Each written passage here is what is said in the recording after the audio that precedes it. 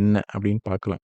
அதுக்கு முன்னாடி VLAN அப்படின்றது விர்ச்சுவல் லோக்கல் ஏரியா நெட்வொர்க் அப்படின்றதோட ஷார்ட் தான் VLAN. It is a logical grouping of device inside a switch and not limited to physical connections. அதாவது ஒரு ஸ்விட்சில் நிறைய டிவைசஸ் கனெக்ட் ஆயிருக்கு அப்படின்னா இதை லாஜிக்கல் குரூப்ஸாக சின்ன சின்ன குரூப்ஸாக நம்ம பிரிச்சுக்கிறதுக்கு பேர் தான் VLAN அப்படின்னு சொல்கிறது. இதை வந்து இன்னும் சிம்பிளாக வந்து எப்படி புரிஞ்சுக்கலாம் அப்படின்னா ஒரு பெரிய ஹால் இருக்குன்னு வச்சுக்கோங்களேன். அந்த ஹாலில் சின்ன சின்ன ரூம்ஸாக பில்ட் பண்ணுறோம். ஓகே, சின்ன சின்ன கேபின் இல்லை சின்ன சின்ன ரூம்ஸாக பில்ட் பண்ணுறோம் அப்படின்னா அது வந்து நம்ம VLANக்கு ஒரு எக்ஸாம்பிளாக கன்சிடர் பண்ணிக்கலாம். இதில் எப்படி இப்போ வந்து உதாரணத்துக்கு ஒரு 1000 ஸ்கொயர் ஃபீட் இருக்க ஒரு ரூம்னு வச்சுக்கோங்களேன். அந்த ரூமை 4 பங்காக நம்ம பிரிக்கிறோம் அப்படின்னா அப்போ உள்ள 4 டிஃப்ரெண்ட் குரூப்ஸ் இருக்குது. ஓகே, இதுதான் VLAN. அப்போது ஒவ்வொரு அந்த ரூமுக்குள்ளே இருக்க இப்போ ஒரு ரூம் 1க்குள்ளே ஒரு 10 டிவைஸ் இருக்குன்னு வச்சுக்கோங்களேன். அந்த 10 பேரும் அவங்களுக்குள்ள பேசிக்கலாம். இப்போ ரூம் 2ல ஒரு 10 பேர் இருக்கிறாங்கன்னா அவங்க 10 பேரும் அந்த ரூமுக்குள்ள உட்காந்து பேசிக்கலாம். ஆனால் ரூம் 1ல இருக்கிற ஒருத்தர் ரூம் 2ல இருக்க ஒருத்தர் கூட பேசணும் அப்படின்னா அது பை டிஃபால்ட்டா நடக்காது. அப்படி ஒரு வேளை எனக்கு ரூம் 1ல இருக்கிற ஒரு டிவைஸ் ரூம் 2ல இருக்கிற டிவைஸ் கூட கம்யூனிகேட் பண்ணணும் அப்படின்னா எனக்கு ஒரு L3 டிவைஸ் வேணும். ஒரு ரவுட்டர் வேணும். ஓகே, ஸோ இது வந்து ஒரு ஹை லெவல். இப்போ அடுத்தடுத்து நம்ம வந்து புரிஞ்சுக்கலாம் இதை பற்றி. இப்போ ஏன் ஒய் VLAN எதுக்காக VLAN தேவை அப்படின்னு சொல்கிறாங்கன்னா ஒரு ஸ்விட்சில் VLAN நம்ம கான்ஃபிகர் பண்ணலை அப்படின்னா அது வந்து எல்லாமே ஒரு சிங்கிள் ப்ராட்காஸ்ட் டொமைனில் இருக்கும். இப்போ உதாரணத்துக்கு ஒரு ஸ்விட்ச் இருக்கு. ஒரு ஸ்விட்சில் இப்போ ஒரு 100 டிவைஸ் கனெக்ட் ஆயிருக்குன்னு வச்சுக்கோங்களேன். ஒரு ஒரு 100 டிவைஸ் கனெக்ட் ஆயிருக்கு அப்படின்னா இந்த 100 பேரும் ஒரே லாஜிக் ஒரே ப்ராட்காஸ்ட் டொமைனில் இருப்பாங்க. ஆனால் இவங்க 100 பேரும் ஒரே டீமா அப்படின்னு கேட்டால் கிடையாது. இப்போ உதாரணத்துக்கு இந்த 100 பேரில் ஒரு 25 பேர் வந்து ஐடி டிபார்ட்மெண்ட்டாக இருக்கலாம். ஒரு 25 பேர் சேல்ஸில் இருக்கலாம். ஒரு 25 டீம் அக்கௌண்ட்ஸில் இருக்கலாம். இன்னொரு 25 பேர் ஹெச்ஆரில் இருக்கலாம். ஸோ இவங்க ஒவ்வொரு 25 பேரும் வேற வேற டீம் ஆக்சுவலாக ஒருத்தருக்கு ஒருத்தர் சம்மந்தமே கிடையாது. அப்படி இருக்கும்போது இவங்க 100 பேரையும் நீங்கள் ஒரே நெட்வொர்க்கில் கனெக்ட் பண்ணும் பட்சத்தில் என்ன நடக்கும் அப்படின்னா இப்போ ஐடியில் இருக்கிறவங்களுக்கு சேல்ஸோட ஆக்சஸ் கிடைக்கும். ஓகே, பை டிஃபால்ட்டாக இவங்க எல்லாம் ஒரே ப்ராட்காஸ்ட் டொமைனில் இருக்கிறாங்கன்னா ஈஸியாக ஆக்சஸ் பண்ணிக்கிற முடியும். அப்போ இது செக்யூர் கிடையாது. அதே மாதிரி இப்போ அக்கௌண்ட்ஸில் இருக்கவங்களுக்கு ஹெச்ஆரோட இதை வந்து ஆக்சஸ் பண்ணிக்க முடியும். ஸோ இந்த மாதிரி ஒரு இதில் இருக்கிறவங்க இன்னொரு இதில் இருக்கிற இன்ஃபர்மேஷன்ஸையோ டிவைஸஸோ ஈஸியாக ஆக்சஸ் பண்ணிக்க முடியும். ஸோ அந்த கான்டெக்ஸ்டில் பார்க்கும்போது இது சேஃப்டி கிடையாது, செக்யூர் கிடையாது. இன்னொன்று இப்போ இந்த 100 பேரும் ஒரே ப்ராட்காஸ்ட் டொமைனில் இருக்கும்போது ஒவ்வொருத்தரும் ப்ராட்காஸ்ட் மெசேஜ் இனிஷியேட் பண்ணும்போது அது அன்னெசரியாக 100 பேர்த்துக்குமே ரிசீவ் ஆகும். அப்போது இந்த மாதிரி ஒருத்தர் ஒரு ப்ராட்காஸ்ட் மெசேஜ் இனிஷியேட் பண்ணாலே அது 100 பேர்த்துக்கும் போய் அடையும். இந்த மாதிரி சிச்சுவேஷனில் 100 பேருமே ஏதோ ஒரு ரீசனுக்காக ஒவ்வொரு ஒரு ஒரு ஒரு ஒரு மொமெண்ட்டில் இனிஷியேட் பண்ணுறாங்கன்னு வச்சுக்கோங்களேன் ப்ராட்காஸ்ட் மெசேஜ். அது 100 பேருக்கு 100 தடவை போய் சேரும். அப்போ இந்த மாதிரி தான் ஒவ்வொரு தடவையும் நடக்கிற ப்ராட்காஸ்ட் மெசேஜ்னால என்டையர் நெட்வொர்க்கோட பெர்ஃபார்மன்ஸ் தேவையில்லாமல் டீக்ரேட் ஆகும். ஓகேங்களா? அதுக்கு பதிலாக என்ன பண்ணலான்னா அந்த மாதிரி ஒரு பிக் ப்ராட்காஸ்ட் டொமைனாக இருக்கிறதுக்கு பதிலாக சின்ன சின்ன குரூப்ஸாக பிரிச்சுக்கலாம். இப்போ வந்து ஐடி டிபார்ட்மெண்ட்டில் 25 பேர் இருக்காங்களா, அவங்க தனியாக ஒரு ப்ராட்காஸ்ட் டொமைன். சேல்ஸ் டீமில் ஒரு 25 பேர் இருக்கிறாங்களா, அவங்க 25 பேர்த்த ஒரு தனி ப்ராட்காஸ்ட் டொமைன். அக்கௌண்ட்ஸ் டீமில் ஒரு 25 பேர் இருக்கிறாங்களா, அவங்க 25 பேர் ஒரு தனி ப்ராட்காஸ்ட் டொமைன். ஹெச்ஆர் டிபார்ட்மெண்ட்டில் ஒரு 25 பேர் இருக்கிறாங்களா, அவங்கள தனி ப்ராட்காஸ்ட் டொமைனில் போட்டுருலாம். அப்படி போடுறது மூலமாக இவங்க 4 டிபார்ட்மெண்ட்ஸும் 4 டீமும் ஒவ்வொரு சப்நெட் மாதிரி ஆக்ட் ஆகும். தனித்தனி நெட்வொர்க் மாதிரி ஆக்ட் ஆகும். இவங்க எல்லாம் ஒரே சுவிட்சில் தான் கனெக்ட் ஆகிருப்பாங்க. ஆனால் இவங்க லாஜிக்கலாக அப்படி பிரிச்சிட்டோம் அப்படின்னா ஹெச்ஆரில் இருக்கவங்க ஐடியை காண்டாக்ட் பண்ண முடியாது. ஐடியில் இருக்கவங்க அக்கௌண்ட்ஸை காண்டாக்ட் பண்ண முடியாது. இந்த மாதிரி ஒரு டிபார்ட்மெண்ட்டில் இருக்கிறவங்க இன்னொரு டிபார்ட்மெண்ட்டோட ரிசோர்ஸஸை டைரெக்டாக ஆக்சஸ் பண்ண முடியாது. இது மூலமாக நம்ம சேஃப் அண்ட் செக்யூராக வச்சுக்கலாம். ஒருவேளை நமக்கு கம்யூனிகேஷன் நடக்கணும் அப்படின்ற ரெக்குயர்மெண்ட் இருந்துச்சுன்னா அப்போ ஒரு L3 டிவைஸில் ரவுட் பண்ணிக்கலாம், அது வேறு விஷயம். ஆனால் டிஃபால்ட்டாக இந்த உள்ளே நடக்கிற இந்த கம்யூனிகேஷன் அப்படிங்கிறது இன்டர் டிபார்ட்மெண்ட்டுக்கு நடக்கிறதுன்ற கம்யூனிகேஷன்ன்றது தேவையில்லாதது. அந்த ரிசோர்ஸ் ஷேரிங் அதை நம்ம தடுக்க முடியும். அட் த சேம் டைம் இப்போது ஐடி டிபார்ட்மெண்ட்லேருந்து ஒருத்தர் ப்ராட்காஸ்ட் மெசேஜ் அனுப்புகிறாங்க அப்படின்னா அது தேவையில்லாமல் மற்ற டிபார்ட்மெண்ட்ஸை போய் பாதிக்காது. அது அவங்க குரூப்புக்குள்ளே மட்டுமே நின்றுக்கிறோம். ஓகே, இதுக்காக தான் நம்ம VLAN யூஸ் பண்ணுறோம். அது எப்படி ஒர்க் ஆகுது? அததான் நம்ம நான் ஏற்கனவே போன ஸ்லைட்லயும் சொன்னேன். அந்த இதோட கன்டினியூஷன்ல. ஸோ ஜஸ்ட் நான் கோ த்ரூ மட்டும் பண்றேன். VLAN என்ன பண்ணுதுன்னா, டிவைட்ஸ ஸ்விட்ச் இன்டூ இண்டிபெண்டன்ட் லேன் செக்மென்ட்ஸ். சின்ன சின்ன லேன்ஸா பிரிக்குது ஒரு பெரிய லேன. அதே மாரி devices in the same VLAN can communicate directly. அதே at the same time devices in different VLAN need a router or L3 devices to communicate with each other. அந்த கான்செப்ட்க்கு பேரு இன்டர் VLAN ரூட்டிங் அப்படின்னு நம்ம சொல்லுவோம். இத வந்து நம்ம அடுத்த வீடியோஸ்ல நம்ம பார்ப்போம். ஓகேங்களா?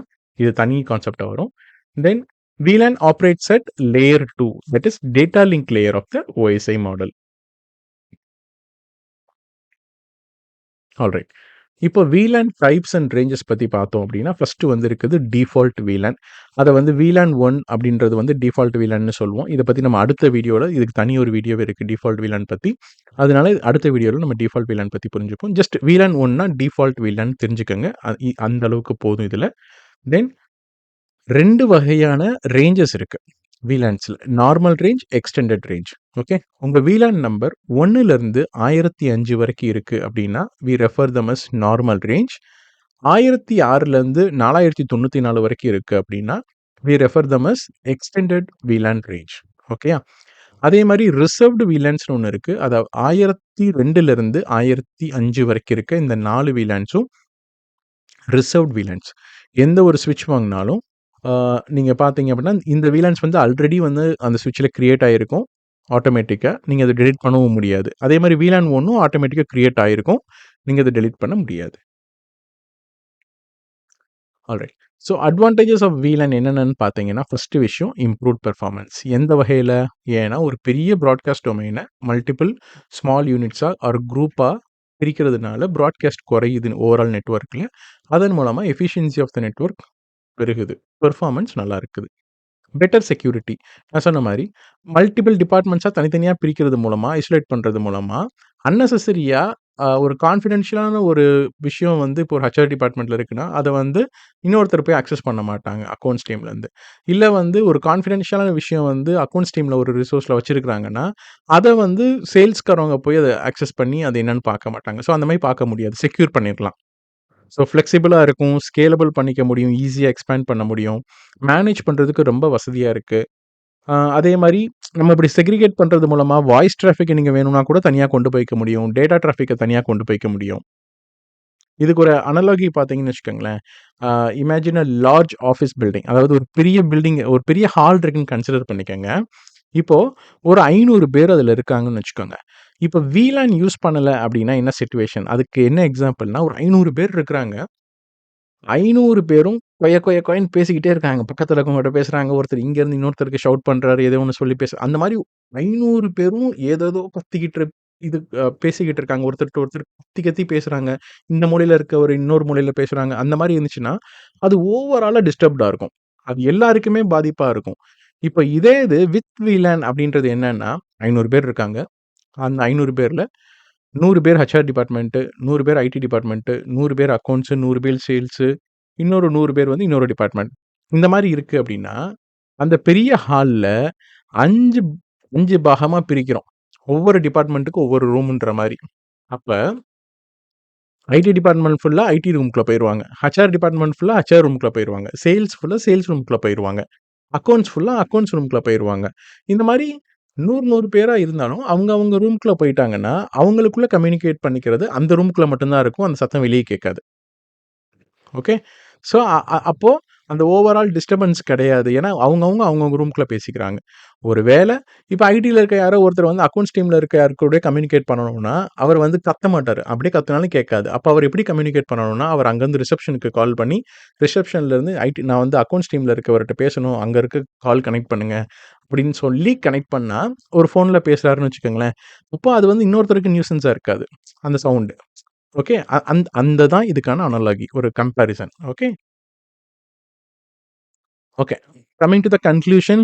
நம்ம வந்து VLAN வச்சு யூஸ் பண்றதால, நம்ம நெட்வொர்க்க ரொம்ப ஆர்கனைஸ்டா, செக்யூரா, எஃபிஷியன்ட்டா பண்ணிக்க முடியும். சரிங்களா? இப்போ அ எதுக்காக இப்ப VLANனா என்னன்னு பார்த்தோம். முக்கியமா இது ஏன் வந்துச்சு அப்படின்னு பார்க்கும்போது, நம்ம சொன்ன ஒரு பெரிய ப்ராப்ளம் என்ன? VLAN யூஸ் பண்ணல அப்படின்னா, எல்லா டிவைஸும் ஒரே பிராட்காஸ்ட் டொமைன்ல இருக்கும். அப்படி எல்லாம் ஒரே பிராட்காஸ்ட் டொமைன்ல இருக்கும்போது, ஓவரால் பெர்ஃபார்மன்ஸ் வந்து டிகிரேட் ஆயிரும் பிகாஸ் ஆஃப் பிராட்காஸ்ட். கரெக்ட்டா? அதுக்காக தான் VLAN கொண்டு வந்தது பார்த்தோம். இத இப்போ நான் ஒரே ஒரு சின்ன எக்ஸாம்பிளோட ஒரு பிராக்டிகலா பாக்கெட் ட்ரேசர்ல காமிக்கிறேன். ஸோ நமக்கு அது புரிஞ்சிருச்சுன்னா, எதுக்காக VLAN தேவைன்றது நமக்கு ரொம்ப ஈஸியா புரிஞ்சிரும். ஓகே. நான் ஒரு சின்ன டோபாலஜி எடுத்திருக்கிறேன். என்ட்ட ஒரு ஸ்விட்ச் இருக்கு. இப்போ வந்து ஒரு 9 பிசிஸ் இருக்கு. 3 பிசி வந்து சேல்ஸ் டிபார்ட்மென்ட்டோடது, ஒரு 3 பிசி ஹெச்ஆர் டிபார்ட்மென்ட்டோடது, ஒரு 3 பிசி அ எனக்கு வந்து ஐடி டிபார்ட்மென்ட்டோடது. நான் சின்ன டோபாலஜி தான் எடுத்திருக்கிறேன். வெறும் 3, 3. நீங்க இதே சிட்யூவேஷன ஒரு 1000 டிவைஸு இல்ல ஒரு 500 டிவைஸ கனெக்ட் பண்ணி கோரிலேட் பண்ணி பாருங்க. ஒரு இமேஜின் பண்ணி பாருங்க. உங்களுக்கு அதுல புரியும். இப்போ இவங்க ஒரு நெட்வொர்க்ல இருக்காங்க. இவங்க தனித்தனி ஐபிஸ்ல இருக்கு. ஓகே. நான் ஜஸ்ட் இந்த கம்யூனிகேஷன் எஸ்டாப்ளிஷ் பண்றதுக்காக இது எல்லாத்தையும் ஒரு /8ல போட்டிருக்கிறேன். இப்போ உதாரணத்துக்கு இந்த சேல்ஸ் டிபார்ட்மென்ட்ல இருக்கிறவரு, இவரு கூட பேசணும் அப்படின்னு வச்சுக்கங்க. சரிங்களா? இல்ல இப்ப நான் VLAN போடல அப்படின்னா எல்லார் கூடயும் பேசிக்க முடியும். ஓகே. அதுவும் possible. At the same time என்னோட நோக்கம் இங்க பிராட்காஸ்ட் காமிக்கிறது. இப்போ இந்த பிசி 1 இருக்கார் இல்லையா? இவரு வந்து இந்த பிசி 3 கூட பேசணும்னு வச்சுக்கோங்களேன். வேற யார் கூடயும் அவரு கம்யூனிகேட் பண்ணணுன்ற அவசியம் கிடையாது. ஸோ இத வந்து நான் ஒரு சின்ன பிங் இனிஷியேட் பண்ணுவோம். இங்கருந்து சிமுலேஷன் மோடுக்கு போயிட்டு, ஃபில்டர்ஸ்ல டிஹெச்சிபி ஆர்க் மட்டும் தான் இருக்கு. Okay fine. ஸோ நான் இப்ப என்ன பண்றேன், ஒரு சிம்பிளான ஒரு பிடியு பிங் தான். பிசி 1ல பிசி 3க்கு தான் நான் இனிஷியேட் பண்றேன். சரிங்களா? என்ன நடக்குதுன்னு பார்ப்போம். இங்க கிளிக் பண்ணிட்டு, இங்க இனிஷியேட் பண்ணி கிளிக் பண்ணிட்டேன். இப்போ நெக்ஸ்ட் குடுக்குறேன். இந்த ரெக்வெஸ்ட் இங்க போகுது. இப்ப பாருங்க என்ன நடக்குன்னு. பிராட்காஸ்ட் ஃப்ளட் ஆகும். ஓகே. ஏன்னா எனக்கு இவன் வந்து இவன் கூட கம்யூனிகேட் பண்றதுக்கு அவனோட மேக் தேவ. அப்ப பிராட்காஸ்ட் மெசேஜ் போச்சு. அது எல்லாருக்குமே போயிருக்கா? எனக்கு ரெக்வயர்மென்ட் சேல்ஸ் டூ சேல்ஸ் தானே கம்யூனிகேட் பண்ணணும். இது அன்னெசசரியா இந்த பிராட்காஸ்ட் பாக்கெட் இவங்களுக்கெல்லாம் போறது மூலமா, எல்லாரோட இதுவும் தானே டிகிரேட் ஆகுது. ஓவரால் பெர்ஃபார்மன்ஸே டிகிரேட் ஆகுதுல்ல. அப்ப நீங்க நெனைக்கலாம், இது என்ன ஒரு பாக்கெட் ஒரு தடவ இந்த பிராட்காஸ்ட் வர்றதுல வந்து என்ன நமக்கு பெருசா டிகிரேட் ஆயிருதுன்னு நெனைக்கலாம். இப்போ இது வந்து சின்ன அ ஒரு இதுன்றதுனால நமக்கு இதோட சீரியஸ்னஸ் புரியாது சம்டைம்ஸ். பட் ஜஸ்ட் கன்சிடர் இந்த மாரி புரொடக்ஷன்ல ஒரு 1000 டிவைஸ் இருக்கும்போது, அந்த 1000 டிவைஸ்ல ஒரு 100 டிவைஸோ, ஒரு 500 டிவைஸோ ஒரே நேரத்தில ஏதோ ஒரு காரணத்தினால பிராட்காஸ்ட் இனிஷியேட் பண்ணுது. ஏதோ ஒரு ரிக்வெஸ்ட் ஒரு ஐபிடி, ஒரு டிஹெச்சிபி, ஒரு ஆர்பி ஏதோ ஒரு காரணத்தினால இனிஷியேட் பண்ணுதுன்னா, ஒ ஒரு 1000 டிவைஸ்ல ஒரு டிவைஸ் டிஹெச்சிபி ரிக்வெஸ்ட் இனிஷியேட் பண்ணாலே, அந்த சாரி டிஹெச்சிபின்றேன் பாருங்க. இந்த பிராட்காஸ்ட் இனிஷியேட் பண்ணாலே, அந்த ஒரு டிவைஸ் இனிஷியேட் பண்ண பிராட்காஸ்ட் பாக்கெட்டு 1000 டிவைஸையுமே ரீச் பண்ணும். அப்போ, ஏதோ ஒரு காரணத்தால 1000 டிவைஸுமே வந்து பிராட்காஸ்ட் இனிஷியேட் பண்ணுது அப்டின்னா, 1000 டிவைஸும் 1000 தடவ அந்த பிராட்காஸ்ட் மெசேஜ ரிசீவ் பண்ணும். ஓகே. இப்போ சின்னதா இப்டி இதிலயே பார்க்கலாம். இதே மாரி ஒரு சிம்பிள் டோபாலஜி. இதே ஒரு இது. இப்போ பிசி 1 பிசி 1 கூட பிசி பிசி 2 இந்த பிசி 1 கூட கம்யூனிகேட் பண்ணணும்னு பார்க்குறாரு. சேல்ஸ்ல. அதே மாரி இப்ப ஹெச்ஆர்ல ஹெச்ஆர் 1 ஹெச்ஆர் 2 கூட கம்யூனிகேட் பண்ணணும்னு பார்க்குறாரு. எப் ஐடி பொறுத்தவரைக்கும் ஐடி 1 ஐடி 2 கூட கம்யூனிகேட் பண்ணணும்னு பார்க்குறாரு. சரியா? இப்போ அப்படியே உல்ட்டா. பிசி 3 பிசி 1 கூட கம்யூனிகேட் பண்ணணும்னு பார்க்குறாரு. பிசி 3 இந்த பிசி 1 கூட கம்யூனிகேட் பண்ணணும்னு பார்க்குறாரு. இந்த பிசி 3 இந்த பிசி 1 கூட கம்யூனிகேட் அது ஏற்கனவே இனிஷியேட் பண்ணிட்டோம்னு நெனைக்கிறேன். That's fine. இப்போ ஒரே நேரத்தில நம்ம இத்தன பிராட்காஸ்ட் பண்ணியிருக்கோம். 1 இங்கேருந்து வரும்.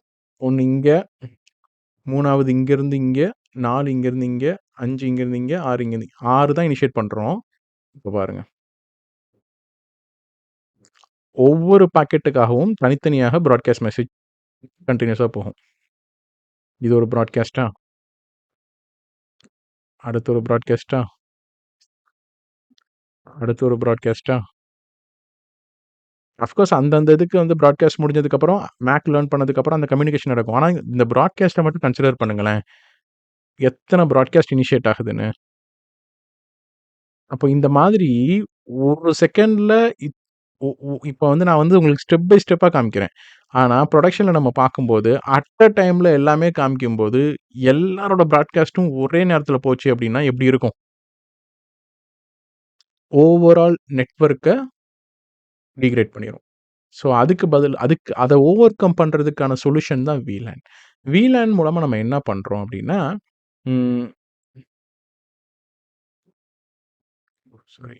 ஸோ VLAN மூலமா நம்ம என்ன பண்றோம் அப்டின்னு பார்த்தீங்க அப்டின்னா, ஒரு பிராட்காஸ்ட் டொமைன்ல இருக்கு இல்லையா? இது கம்ப்ளீட்டா இது எல்லாமே ஒரு பிராட்காஸ்ட் டொமைன்ல இருக்கு. ஆனா, இவங்கலாம் வேற வேற டீமா இருக்கிறாங்க. அப்ப நான் என்ன பண்றேன், based on their requirement. Okay. இப்ப இவங்கலாம் ஒரு டீம்னா, இவங்க ஒரு குரூப். கரெக்ட்டா? அப்போ இவங்கள நான் ஒரு தனி குரூப்பா லாஜிக்கலா செக்ரிகேட் பண்றேன். பிசிக்கல் கனெக்டிவிட்டி கிடையாது. Again I am repeating. இப்ப வந்து இது 1வது போர்ட், 2வது போர்ட், 3வது போர்ட்ன்றதுனால இப்படி பிரிக்கிறேன்னு கிடையாது.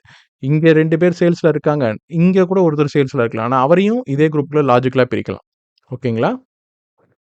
அதே மாதிரி அ இப்போ அடுத்து இந்த 3 பேர வேற ஒரு நெட்வொர்க்கா பிரிக்கிறேன். வேற ஒரு VLAN-ஆ பிரிக்கிறேன். இந்த 3 பேர இன்னொரு VLAN-ஆ பிரிக்கிறேன். ஸோ இப்படி நம்ம செய்றதன் மூலமா என்ன நடக்கும் அப்படின்னா, இவங்க அதாவது முந்தி வந்து எல்லாருமே ஒரே பிராட்காஸ்ட் டொமைன்ல இருந்தாங்க. இப்போ இது ஒரு தனி பிராட்காஸ்ட் டொமைன், இது ஒரு தனி பிராட்காஸ்ட் டொமைன், இது ஒரு தனி பிராட்காஸ்ட் டொமைன். மீன்ஸ் அதே பிராட்காஸ்ட் ப்ராசஸ் இப்ப இனிஷியேட் ஆகுதுன்னு வச்சுக்கோங்க. இப்ப இந்த PC1 வந்து இவருக்கு இவர் கூட கம்யூனிகேட் பண்ணணும். ஃபர்ஸ்ட் டைம் ஒரு பிராட்காஸ்ட் மெசேஜ் இனிஷியேட் பண்ணி மேக் லேர்ன் பண்ண பார்க்குறாருன்னா, அந்த இது ஸ்விட்சுக்கு போய் ரீச் ஆனாலும், அந்த பிராட்காஸ்ட் மெசேஜ் மத்தவங்களுக்கெல்லாம் போகாது. இந்த VLAN செக்மெண்ட்ஸ்க்கு மட்டும் தான் அந்த பிராட்காஸ்ட் மெசேஜ் வரும். அதே மாதிரி இப்போ இந்த VLANல இருந்து ஏதோ ஒரு பிராட்காஸ்ட் ரெக்வெஸ்ட் போச்சுன்னா, அந்த பிராட்காஸ்ட் மெசேஜ இந்த VLANல இருக்க டிவைஸஸ்க்கு மட்டும் தான் குடுக்குமே தவிர்த்து, மத்த VLANல இருக்கவங்களுக்கு அது போகாது. அதே மாரி இந்த VLANலேருந்து ஒரு பிராட்காஸ்ட் மெசேஜ் இனிஷியேட் ஆச்சுன்னா, அந்த பிராட்காஸ்ட் இதுக்கு மட்டும் தான் வரும். இது மூலமா நம்ம என்டையர் இதையுமே ஃப்ளட் பண்ணல. அந்த பிராட்காஸ்ட் டொமைன்ல மட்டும் தான் அந்த பிராட்காஸ்ட் மெசேஜ் ரிசீவ் ஆகும். அப்ப இது மூலமா நம்ம பெர்ஃபார்மன்ஸ் ஆஃப் த நெட்வொர்க்க மெயின்டெயின் பண்ணிக்க முடியும். அட் த சேம் டைம் நான் ஏற்கனவே சொன்ன மாரி, தனித்தனி VLAN-ஆ பிரிக்கும்போது, ஒவ்வொன்னும் தனித்தனி சப்நெட் மாரி, தனித்தனி நெட்வொர்க் மாரி ஆட் ஆயிரும். ஓகேங்களா? அப்ப இவரு வந்து டைரக்ட்டா இவரு கூட கம்யூனிகேட் பண்ண முடியாது. இந்த இதுல இருக்கிற எந்த ஒரு டிவைஸும் இந்த VLAN கூட டைரக்ட்டா கம்யூனிகேட் பண்ண முடியாது. ஓவர் த ஸ்விட்ச் பண்ண முடியாது பை டிஃபால்ட்டா. ஒருவேளை ஏதோ ஒரு காரணத்துக்காக ஆக்சஸ் பண்ணணும் அப்படின்னு ஒரு ரெக்வயர்மென்ட் இருக்கு அப்படின்னா, அதுக்கு நம்ம இங்க ஒரு L3 டிவைஸோ, ஒரு ரவுட்டரோ போட்டு அதுக்கு ஒரு ப்ரொவிஷனிங் பண்ணலாம். அதுக்கு பேரு இன்டர் VLAN ரூட்டிங்ன்னு சொல்லுவாங்க. இல்ல ரவுட்டர் ஆன் த ஸ்டிக்ன்னு சொல்லுவாங்க.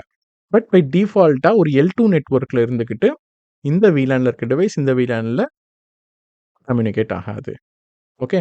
ஸோ இதுதான் வந்து அந்த VLAN இல்லாம இருக்கக்கூடிய ஒரு ப்ராப்ளம். அதாவது எல்லா டிவைஸும் ஒரே பிராட்காஸ்ட் டொமைன்ல இருந்து பிராட்காஸ்ட் இனிஷியேட் பண்ற ப்ராப்ளம். அத ஓவர் கம் பண்றதுக்கான சிட்யூவேஷன் தான் சொல்யூஷன் தான் இந்த VLAN. ஓகே. ஸோ இத பத்தி அடுத்தடுத்து பிராக்டிகலா பார்க்கலாம்.